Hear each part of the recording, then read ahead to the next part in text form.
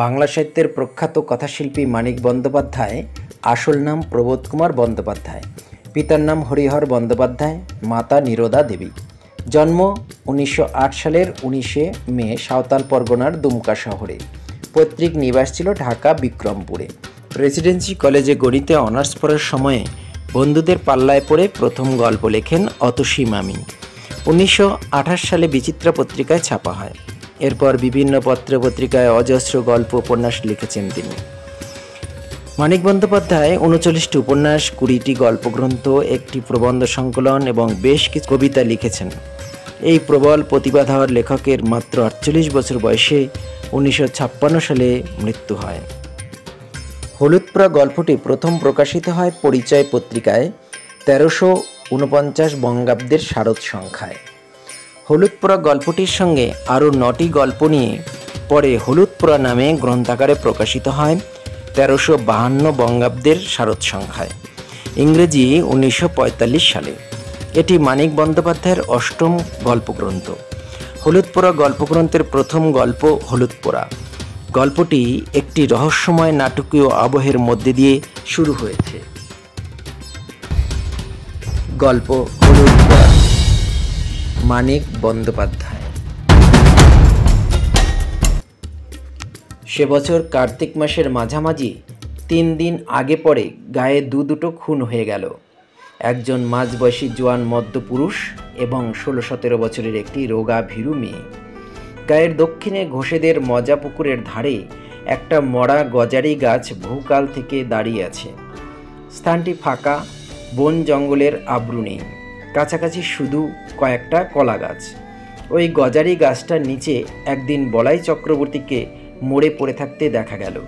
মাথাটা আটচির হয়ে ফেটে গেছে, খুব সম্ভব অনেকগুলি লাঠির আঘাতে।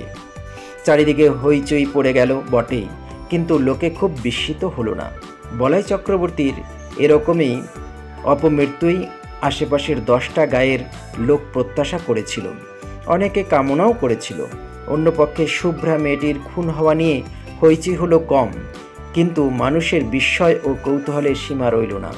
গৃহস্থ ঘরের সাধারণ ঘরোয়া মেয়ে গায়ের লোকের চোখের সামনে আর 10টি মেয়ের মতো বড় হয়েছে, বিয়ের পর শ্বশুরবাড়ি গেছে এবং মাসখানেক আগে যথারীতি বাপের বাড়ি ফিরে এসেছে ছেলে বিয়োবার জন্য। পাশের বাড়ির মেয়েরা পর্যন্ত কোনোদিন কল্পনা করার ছুতো পায়নি যে মেয়েটার জীবনে খাপ ছাড়া কিছু লুকানো ছিল। এমন ভয়াবহ পরিণামের নাটকীয় উপাদান সঞ্চিত হয়েছিল। গায়ে সব শেষের সাজের বাতিটি বোধহয় যখন সবে জ্বালা হয়েছে, তখন বাড়ির পেছনের ডোবার ঘাটে শুভ্রার মতো মেয়েকে কে বা কারা যে কেন গলা টিপে মেরে রেখে যাবে ভেবে উঠতে না পেরে গা শুদ্ধ লোক যেন অপ্রস্তুত হয়ে রইল। বছর দেড়েক মেয়েটা শ্বশুর বাড়ি ছিল, গায়ের লোকের চোখের আড়ালে। সেখানে কি এই ভয়ানক অঘটনের ভূমিকা গড়ে উঠেছিল? দুটো খুনের মধ্যে কি কোনো যোগাযোগ আছে? 20-30 বছরের মধ্যে গায়ের কেউ তেমনভাবে জখম পর্যন্ত হয়নি। যখন হলো পরপর একেবারে খুন হয়ে গেল দুটো। তার একটি পুরুষ, অপরটি যুবতী নারী। দুটি খুনের মধ্যে একটা সম্পর্ক আবিষ্কার করার জন্য প্রাণ সকলের ছটফট করে, কিন্তু বলাই চক্রবর্তী শুভ্রাকে কবে শুধু চোখের দেখা দেখেছিল তাও গায়ের কেউ মনে করতে পারে না। একটুখানি বাস্তব সত্যের খাদের অভাবে নানা জনের জল্পনা ও অনুমানগুলি গুজব হয়ে উঠতে উঠতে মুষড়ে যায়। বলাই চক্রবর্তীর সম্পত্তি পেল তার ভাইপো নবীন। 40 টাকার চাকরি ছেড়ে শহর থেকে সপরিবারে গায়ে এসে ক্রমাগত কোচার খুঁটে চশমার কাজ মুছতে মুছতে সে পাড়ার লোককে বলতে লাগলো, 50 টাকা রিওয়ার্ড ঘোষণা করেছি। কাকাকে যারা অমন মার মেরেছে তাদের যদি ফাঁসি কাটে ঝুলোতে না পারি। চশমার কাচের বদলে মাঝে মাঝে কোচার খুঁটে সে নিজের চোখও মুছতে লাগলো। ঠিক 21 দিন গায়ে বাস করার পর নবীনের স্ত্রী দামিনী সন্ধ্যাবেলা লণ্ঠন হাতে রামনগর থেকে উঠান পার হয়ে শোবার ঘরে যাচ্ছে। কোথা থেকে অতি মৃদু একটা দমকা বাতাস বাড়ির পূব কোণের তেঁতুল গাছের পাতাকে নাড়া দিয়ে তার গায়ে এসে লাগলো। দামিনীর হাতের লণ্ঠন ছিটকে গিয়ে পড়ল দক্ষিণের ঘরের দাওয়ায়। উঠানে আছড়ে পড়ে হাত পা ছুটতে ছুটতে দামিনীর দাঁতে দাঁত লেগে গেল। দালানের আনাচে কানাচে ঝোড়ো হাওয়া যেমন গুমড়ে গুমড়ে কাঁদে, দামিনী আওয়াজ করতে লাগলো সেই রকম। শুভ্রার দাদা ধীরেন স্থানীয় স্কুলে মাস্টারি করে। গায়ে সেই একমাত্র ডাক্তার, পাশ না করা। ফিজিক্সে অনার্স নিয়ে বিএসসি পাশ করে 7 বছর গায়ের স্কুলে জিওগ্রাফি পড়াচ্ছে। প্রথম দিকে প্রবল উৎসাহের সঙ্গে 47খানা বই নিয়ে লাইব্রেরি, 7 জন ছেলেকে নিয়ে তরুণ সমিতি, বই পড়ে পড়ে সাধারণ রোগে বিনামূল্যে ডাক্তারি, এইসব আরম্ভ করেছিল। গেও একটি মেয়েকে বিয়ে করে 6 বছরের 4টি ছেলেমেয়ের জন্ম হওয়ায় এখন অনেকটা ঝিমিয়ে গেছে। লাইব্রেরির বইয়ের সংখ্যা 300-তে উঠে থেমে গেছে। তার নিজের সম্পত্তি হিসেবে বইয়ের আলমারি তার বাড়িতেই তালাবন্ধ হয়ে থাকে।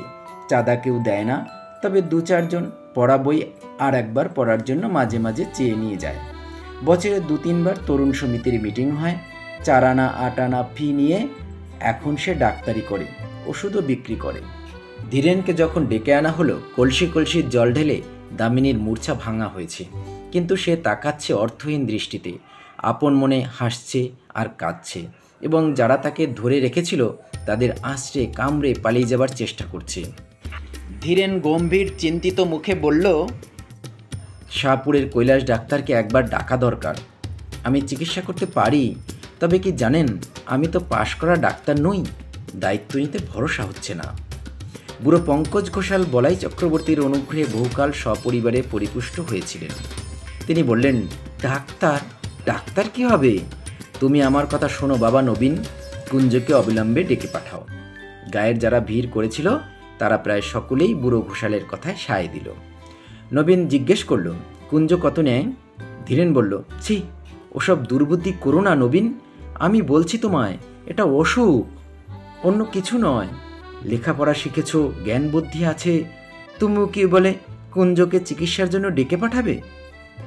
নবীন আমতা আমতা করে বলল, এসব খাপছাড়া অসুখে ওদের চিকিৎসাই ভালো ফল দেয় ভাই।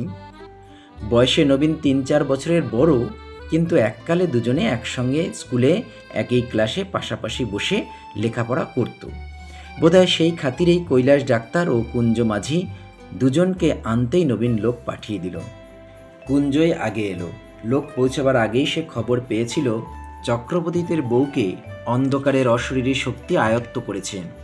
কুঞ্জ নামকরা গুণী, তার গুণপনা দেখবার লোভে আরও অনেকে এসে ভিড় বাড়িয়ে দিল। ভর সাজে ভর করেছেন, সহজে ছাড়বে না, ওই বলে সকলকে ভয় দেখিয়ে সঙ্গে সঙ্গে আবার অভয় দিয়ে কুঞ্জ বলল, তবে ছাড়তে হবেই শেষ স্তর। কুঞ্জ মাঝির সাথে তো চালাকি চলবে না। ঘরের দাওয়ায় থেকে সকলকে উঠানে নামিয়ে দেওয়া হলো। বিড়বিড় করে মন্ত্র পড়তে পড়তে কুঞ্জ দাওয়ায় জল ছিটিয়ে দিল। দামিনীর এলো চুল শক্ত করে বেঁধে দেওয়া হলো দাওয়ার একটি খুঁটির সঙ্গে। দামিনীর না রইল বসবার উপায়, না রইল পালাবার ক্ষমতা। তাকে আর কারো ধরে রাখবার প্রয়োজন রইল না। নড়তে গিয়ে চুলে টান লাগায় দামিনী আর্তনাদ করে উঠতে লাগলো। কুঞ্জ টিটকারি দিয়ে দিয়ে বলতে লাগলো, র বাছাধন র, এখনই হয়েছে কি, মজাটি টের পাওয়াচ্ছি তোমায়। ধীরেন প্রথম দিকে চুপ করেছিল, বাধা দিয়ে লাভ নেই, গায়ের লোক কথা শুনে না, বিরক্ত হয়। এবার সে আর ধৈর্য ধরতে পারল না। তুমি কি পাগল হয়ে গেছো নবীন? তুমি চুপ করো ভাই। উঠানে 30-35 জন পুরুষ ও নারী এবং গোটা 5 লণ্ঠন জড়ো হয়েছে। মেয়েদের সংখ্যা খুব কম, যারা এসেছে বয়সও তাদের বেশি। কম বয়সী মেয়েরা আসতে সাহস পায়নি, অনুমতিও পায়নি। যদি ছোঁয়াচ লাগে, নজর লাগে, অপরাধ হয়। মন্ত্রমুগ্ধের মতো এতগুলি মেয়ে পুরুষ দাওয়ার দিকে তাকিয়ে ঘেঁষাঘেঁষি করে দাঁড়িয়ে থাকে।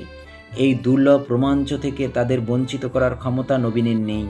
দাওয়াটি যেন স্টেজ, সেখানে যেন মানুষের জ্ঞান বুদ্ধির অতীত রহস্যকে সহজবোধ্য নাটকের রূপ দিয়ে অভিনয় করা হচ্ছে। ঘরের দুয়ারে কুঞ্জ যেন আমদানি করেছে জীবনের শেষ সীমানার ওপারের ম্যাজিক। এমন ঘরোয়া, এমন বাস্তব হয়ে উঠেছে দামিনীর মধ্যে অদেহি ভয়ঙ্করের এই ঘনিষ্ঠ আবির্ভাব। ভয় সকলে ভুলে গেছে, শুধু আছে তীব্র উত্তেজনা এবং কৌতূহল ভরা পরম উপভোগ্য শিহরণ। এক পা সামনে এগিয়ে, পাশে সরে, পিছু হটে সামনে পিছনে দুলে দুলে কুঞ্জ দুর্বোধ্য মন্ত্র আওড়াতে থাকে। মালসাতে আগুন করে তাতে সে 1-2টি শুকনো পাতা আর শিকড় পুড়তে দেয়। চামড়া পোড়ার মতো একটা উৎকট গন্ধে চারিদিক ভরে যায়। দামিনীর আর্তনাদ ও ছটফটানি ধীরে ধীরে কমে আসছিল। একসময় খুঁটিতে পিঠ ঠেকিয়ে কাঠ হয়ে দাঁড়িয়ে সে বোঝা বোঝা চোখে কুঞ্জর দিকে তাকিয়ে নিস্পন্দ হয়ে রইল। তখন একটা কাঁচা হলুদ পুড়িয়ে কুঞ্জ তার নাকের কাছে ধরল। দামিনীর ঢুলু ঢুলু চোখ ধীরে ধীরে বিস্ফারিত হয়ে উঠল, সর্বাঙ্গে ঘন ঘন শিহরণ বয়ে যেতে লাগলো। কে তুই? বল, তুই কে? আমি শুভ্রা গো, শুভ্রা, আমায় মেরো না। চাটুজ্জে বাড়ি শুভ্রা যে খুন হয়েছে? হ্যাঁ গো হ্যাঁ, আমায় মেরো না। নবীন দাওয়ার এক পাশে দাঁড়িয়েছিল, তার দিকে মুখ ফিরিয়ে কুঞ্জ বলল, ব্যাপার বুঝলেন কর্তা? উঠান থেকে চাপা গলায় বুড়ো ঘোষালের নির্দেশ এলো, কে খুন করেছিল? শুধু না কুঞ্জ, ওহে কুঞ্জ, শুনছ? কে শুভ্রাকে খুন করেছিল শুধিয়ে নাও চট করে। কুঞ্জকে কিছু জিজ্ঞেস করতে হলো না। দামিনী নিজে থেকেই ফিসফিস করে জানিয়ে দিল, বলাইখুড়ো আমায় খুন করেছে। নানাভাবে ঘুরিয়ে ফিরিয়ে অনেকবার তাকে প্রশ্ন করা হলো, কিন্তু দামিনীর মুখ দিয়ে এছাড়া আর কোনো জবাব বার হলো না যে সে শুভ্রা এবং বলাই তাকে খুন করেছে। তারপর এক সময় তার মুখ বন্ধ হয়ে গেল, নাকে হলুদ পরা ধরেও আর তাকে কথা বলানো গেল না। কুঞ্জ অন্য একটি প্রক্রিয়ার আয়োজন করছিল, কিন্তু কৈলাস ডাক্তার এসে পড়ায় আর সুযোগ পেল না। কৈলাসের চেহারাটি জমকালো, প্রকাণ্ড শরীর, এক মাথা কাঁচা পাকা চুল, মোটা ভুরু আর মুখময় খোঁচা খোঁচা গোপদাড়ি। এসে দাঁড়িয়েই ষাঁড়ের মতো গর্জন করতে করতে সে সকলকে গালাগালি দিতে আরম্ভ করল। কুঞ্জর আগুনের মালসা তার দিকেই লাথি মেরে ছুড়ে দিয়ে বলল, দাঁড়া হারামজাদা, তোকে ফাঁসি কাঠে ঝুলোচ্ছি। ওষুধ দিয়ে বৌমাকে আজ মেরে ফেলে থানায় তোর নামে রিপোর্ট দেব, তুই খুন করেছিস। কৈলাস খুঁটিতে বাঁধা চুল খুলে দামিনীকে ঘরে নিয়ে গিয়ে বলাইয়ের দাদামশাইয়ের আমলের প্রকাণ্ড খাটের বিছানায় শুয়ে দিল।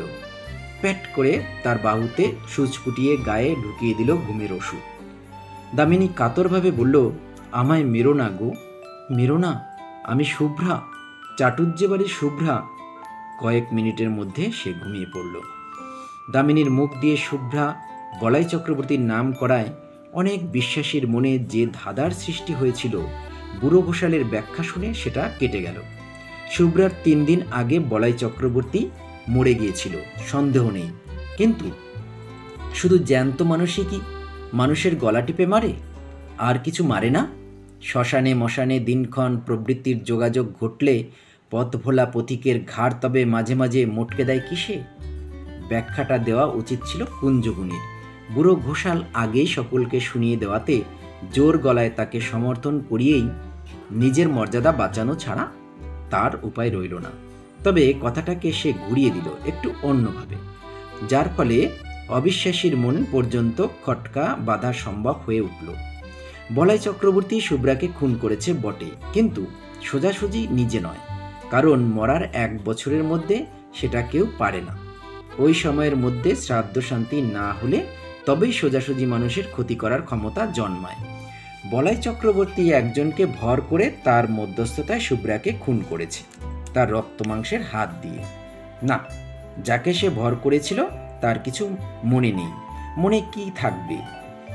এক রাত্রে অনেক কান ঘুরে পরদিন সকালে এই কথাগুলি ধীরেনের কানে গেল।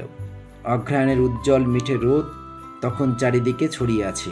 বর্ষার পরিপুষ্ট গাছ আর আগাছার জঙ্গলে যেন পার্থিব জীবনের ছড়াছড়ি।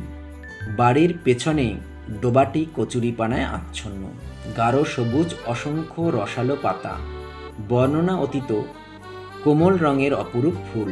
তালগাছের গুড়ির ঘাটটি কার্তিক মাসেও প্রায় জলে ডুবেছিল, এখন জল কমে অর্ধেকের বেশি ভেসে উঠেছে। টুকরো বসিয়ে ধাপগুলি এবার ধীরেন বিশেষ করে শুভ্রার জন্য বানিয়ে দিয়েছিল। 7 মাসের গর্ভ নিয়ে ঘাটে উঠতে নামতে সে যাতে পা পিছলে আছাড় না খায়। পাড়ার মানুষ বাড়ি বয়ে গায়ের গুজব শুনিয়ে গেল। আবিষ্টনীর প্রভাবে উদ্ভট কথাগুলি সঙ্গে সঙ্গে ধীরেনের মন থেকে বাতিল হয়ে গেল। ক্ষুব্ধ হবার অবসর সে পেল না। ডোবার কোন দিক থেকে, কিভাবে, কে সেদিন সন্ধ্যায় ঘাটে এসেছিল, কেন এসেছিল? এই পুরনো ভাবনা সে ভাবছিল অনেকক্ষণ থেকে। তাই সে ভাবতে লাগলো, একমাত্র এই ভাবনা তাকে অন্যমনস্ক করে দেয়। ক্ষোভ ও বিষাদে তার এত প্রাচুর্য, এখন সে মাঝে মাঝে কিছুক্ষণের জন্য অন্যমনস্ক হতে না পারলেই তার অসহ্য কষ্ট হয়। অন্য কোনো বিষয়ে তার মন বসে না।